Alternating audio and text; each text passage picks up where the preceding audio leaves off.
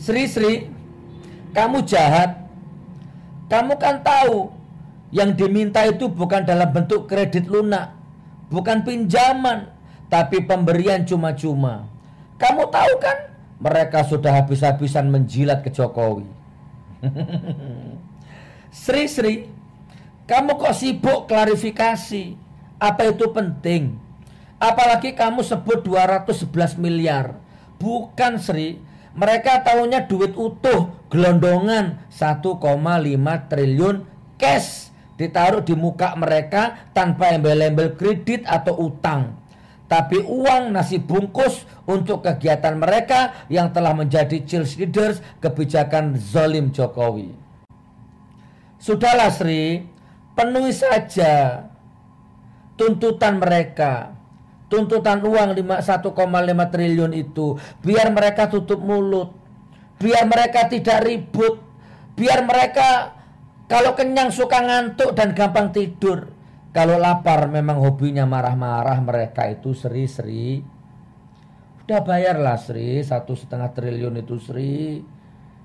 Bayarlah. Biar mereka diam. Biar mereka nggak nyanyi. Sri, bergaul lama kok belum hafal wataknya mereka toh.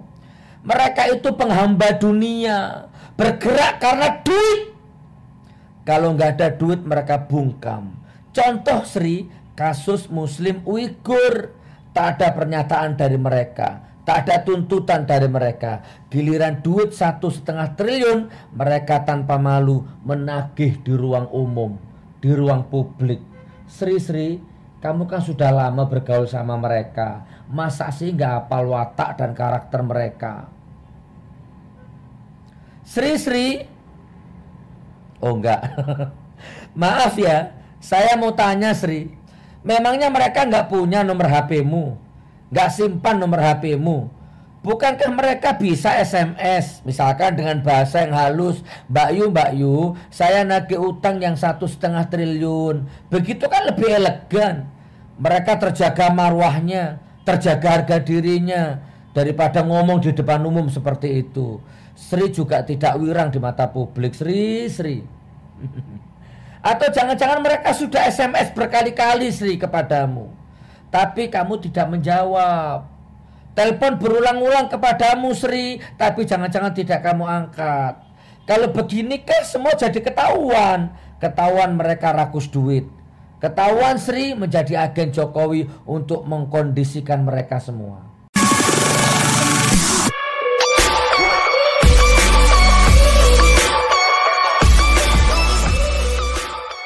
Oke, sekarang kita lanjut yang kedua. Mudah-mudahan manfaat. Baik, sekarang yang kedua ya. Bismillah, ini artikel yang kedua. Tidak kalah menariknya ya. Sekali lagi mudah-mudahan mencerdaskan. Ya, mencerdaskan. Tidak ada niat apa-apa. Baik, penulisnya Nasruddin Johar. Ya. Tulisan Nasruddin Johar itu bagus-bagus ya. Saya menikmati. Makanya semangat kalau ada tulisan Nasruddin Johar yang baru itu selalu saya baca, semua saya ikuti. Kebetulan saya juga tahu ke orangnya ini, insya Allah ya. Cuma beliau nyamar juga ya. Baik, judulnya perhatikan. Sri, yang ditagih itu duit 1,5 triliun loh ya, bukan 211 miliar. Nih, keren ini. Oleh Nasruddin Johar. Monggo. Teman-teman Banser, teman-teman Ansor, teman-teman NU, mudah-mudahan tulisan ini, ya saya nggak tahu jadi buruk atau baik ketika masuk di telingamu, saya nggak tahu lah ya. Apa coba? Sekarang gini ya, dulu kan saya kan ketemu Gus Aam, ya kan, saya ketemu dengan tokoh-tokoh NU yang lain kan, dan mereka respon dengan saya, mereka respect dengan saya, mereka baik dengan saya, ya kan? Baik mereka semua, sering ketemu satu acara, sering ngundang saya, ya kan. Dan memang mereka mengatakan bahwa NU yang sekarang itu secara struktural memang rusak sudah. Ya, ADART semua itu sudah dilanggar semua, secara pakem, secara makom, secara khitoh, ya, secara mengerikan. Nah, tapi ada memang yang masih taklid buta itu ada. Saya dari dulu ya nggak pernah bermasalah. NU dari dulu yang nggak pernah bermasalah, kan baru sekarang ini loh. Di rezim yang imaratus syufaha ini loh. Jadi semuanya berantakan dari semuanya. Bukan NU saja, semua itu berantakan. Ekonomi, budaya, hukum berantakan semua. Ini melengkapi nih, bismillah ya. Oleh Nasruddin Johar. Tak baca dengan bahasa teatrikal ya. Sri, kamu jahat. Kamu kan tahu yang diminta itu bukan dalam bentuk kredit lunak, bukan pinjaman, tapi pemberian cuma-cuma.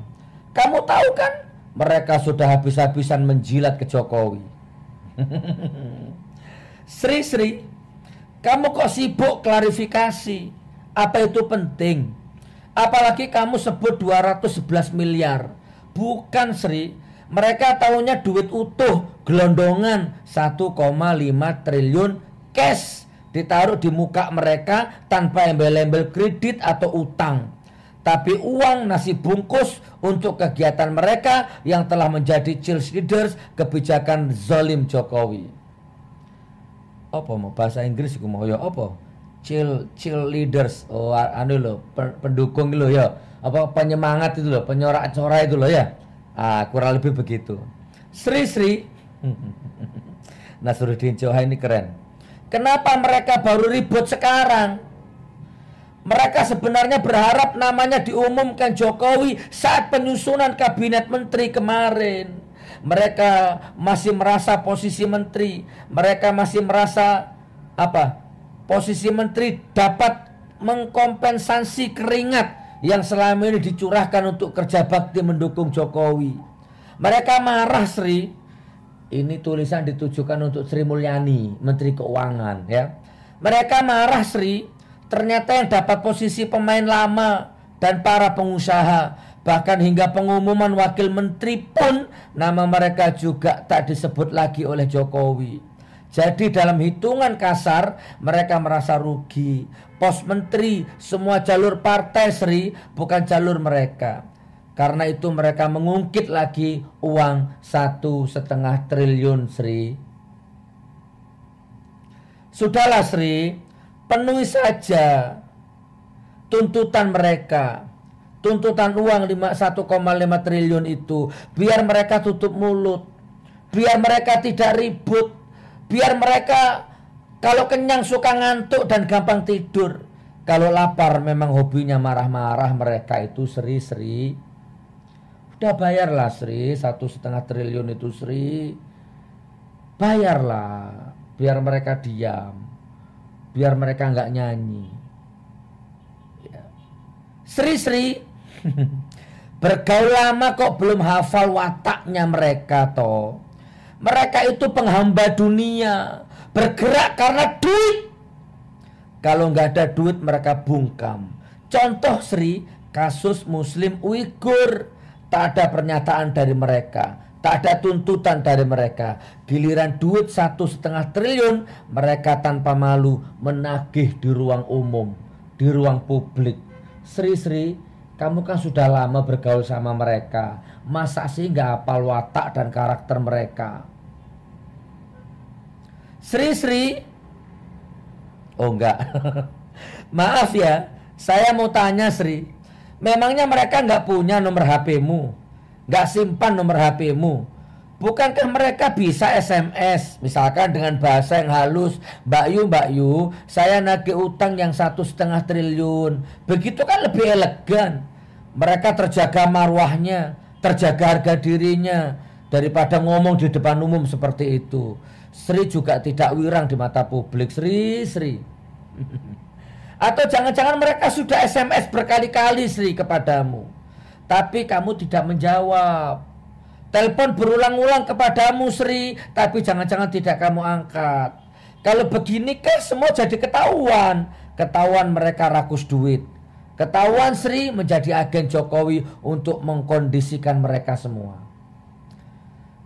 Sri Mulyani. Nampaknya itu sudah takdir. Aib ini ditakdirkan terbuka untuk publik. Tunggu. Aib. Jangan-jangan mereka tahu dirimu tak merasa ini aib, hanya transaksi biasa. Seorang wanita yang menjaga aurat, Ketika kerudungnya tersingkap dan rambutnya terlihat publik, itu malunya bukan kepalang. Mereka itu rahasiakan sekaligus aurat yang wajib ditutup. Apa ini? Dia akan merasa malu kalau rambutnya dilihat publik. Tapi bagi pelacur, jangankan rambutnya, mohon maaf, kemaluannya pun diumbar di depan umum. Sudah tidak ada lagi rasa malu. Apa fenomena ini yang terjadi padamu? Dirinya dan skandal duit 1,5 triliun itu. Sudah tidak ada rasa malu lagi. Karena mereka memang tidak lagi punya kemaluan. Ya sudahlah Sri, semoga tabah dan sabar menjalani. Bagaimanapun sepintar-pintarnya menyembunyikan bangkai, toh bau busuknya akan tercium juga. Nasruddin Joha. Baik saudaraku, dua artikel ini mudah-mudahan bermanfaat. Sekali lagi, ini bukan nebar hoax, ini bukan nebar kebencian. Ya, pemimpin, penguasa, ulama, tokoh yang punya jamaah, punya umat, punya pesantren, punya jabatan, yang punya power, punya kekuasaan, yang kata-katanya menipu umat, yang kebijakannya menyengsarakan rakyat, itu wajib dibongkar, wajib dibuka. Dan itu bukan menebar kebencian, itu adalah nahi munkar. Jelas hadisnya, ya, sebaik-baik jihad adalah menyuarakan kebenaran di depan penguasa yang zalim. Jadi ini bukan nebar hoax. Ya, saya ulang sekali lagi, kalau saya diam pun bisa. Untuk apa saya ngomong? Rumah 2, mobil 2, istri nggak tahu ya, santri banyak, ya kan, uang cukup. Kalau saya mau nuruti ego, ngapain teriak-teriak? Udah diem aja lah. Lihat santri ngaji, ya kan, jalan-jalan sama istri sama anak, liburan kayak orang umum gitu loh. Menikmati hidup, ya, menikmati fasilitas hidup. Kalau saya mau kan lebih enak begitu. Ngapain teriak-teriak begini? Gak ada hasilnya. Udah gitu divonis penjara lagi. Hah? Ngapain safari dakwah keliling Indonesia nggak dibayar? Ngapain? Tapi ternyata batinku nggak mengizinkan. Kan sudah saya bilang tadi, kalau saya mau 1 juta Pertamax 1 liter tak beli. Mau 1 juta 1 kilo lombok tak beli. Aku nggak ruwet hidup. Tapi kan ada rakyat yang tidak bisa seperti itu. Maka videoku mewakili. Dan aku nggak ngambil keuntungan. Aku nggak ngejar kedudukan. Kurang lebihnya begitu. Ya, mudah-mudahan manfaat, mudah-mudahan manfaat, mudah-mudahan manfaat. Oke, saya akhiri. Wabillahi taufiq wal hidayah. Wassalamualaikum warahmatullahi wabarakatuh.